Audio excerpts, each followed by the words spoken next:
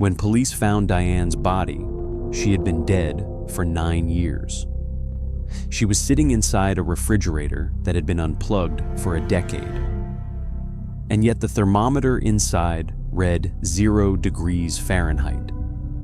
Because the cold wasn't coming from the machine, it was coming from what was standing behind her. The house on Oleander Street had always felt wrong. The neighbors knew it without knowing why.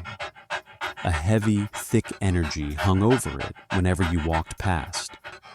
Kids refused to retrieve balls that rolled into that yard. Mrs. Chen, who lived 3 houses down, remembers the exact day Paul installed the new refrigerator door. It was a Saturday in the spring of 1980. She heard the sound of metal striking metal. She looked up and saw Paul on his driveway, methodically hammering the white enamel door of an old refrigerator. In its place, he installed thick, transparent glass, the kind used in deli display cases, perfectly clear so you could see everything inside.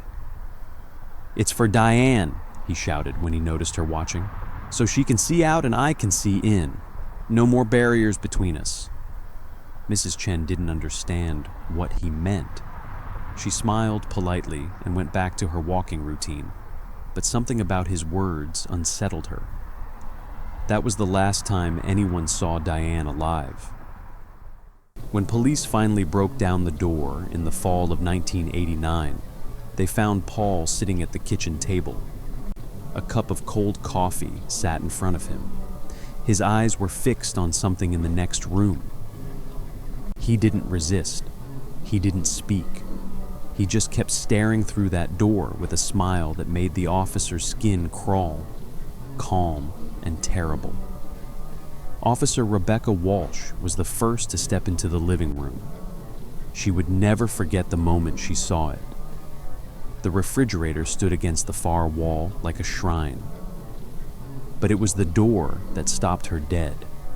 A massive panel of perfectly transparent glass, so clear you could see everything inside with horrific, crystalline clarity.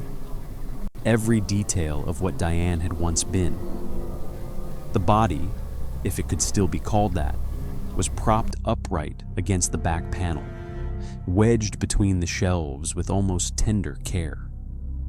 Her mummified form wore a floral housecoat faded into ghostly pastels, paper skin stretched over bone, dark, hollow eye sockets, but it was her expression that would haunt Walsh.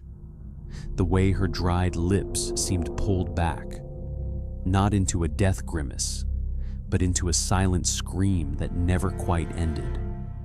The glass door meant there was no way to hide it, no way to forget. Anyone who entered that room would see her immediately, displayed behind that crystal barrier like a museum exhibit. Walsh's partner, Officer Mike Torres, stepped closer to the refrigerator. "Jesus Christ," he whispered. "How long is she?" That's when they noticed it. Behind Diane, in the shadows, in the deepest part of the refrigerator, something moved. At first, Walsh thought it was just light playing tricks on the glass. But then she saw it again, a shifting darkness that seemed to fold in on itself, too tall and too angular to fit in the space it occupied. Through the transparent door, they could see it clearly, a silhouette unlike any living thing, its edges blurred as if it existed slightly out of phase with reality.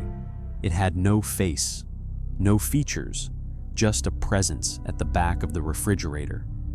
And even without eyes, Walsh felt absolutely certain it was watching them. Torres stumbled back, reaching for his weapon. "Don't," Paul's voice floated in from the kitchen, calm and conversational. "It doesn't like sudden movements. Diane taught me that." In the interrogation room, Paul told them everything. He spoke about old myths his grandmother used to tell, Everglades stories about the preservers, shadow creatures that existed in certain places in the world, feeding on grief and loneliness. Diane was going to leave me, Paul said. After 30 years, she was just going to go. She said she couldn't breathe anymore. The night she died, I begged her to stay, and something answered. It wasn't Diane. It was something standing in the corner of the bedroom. It offered me a deal. Keep her close. Keep her visible. Never let her hide where you can't see her. In return, she will stay. The glass was essential. The preserver demanded transparency. The clearer the glass, the stronger the connection. Paul ate breakfast with her every morning. He told her about his day, the weather, the neighbors, and he swore that through the glass he could see her lips move, answering him. He said the creature behind her was always there, holding her in place, fulfilling its side of the bargain. The forensics team found scratch marks on the inside of the glass. Recent marks, made by human fingernails. DNA confirmed they were Diane's. But Diane? 3 days after the arrest, Officer Walsh returned to the house. She approached the empty refrigerator. The body was gone, but the shadow wasn't. She watched it slide sideways and vanish into darkness. The temperature in the room dropped 20 degrees in a single second. Walsh ran and never looked back. But the curse didn't stay in that house. 3 of the responding officers have disappeared.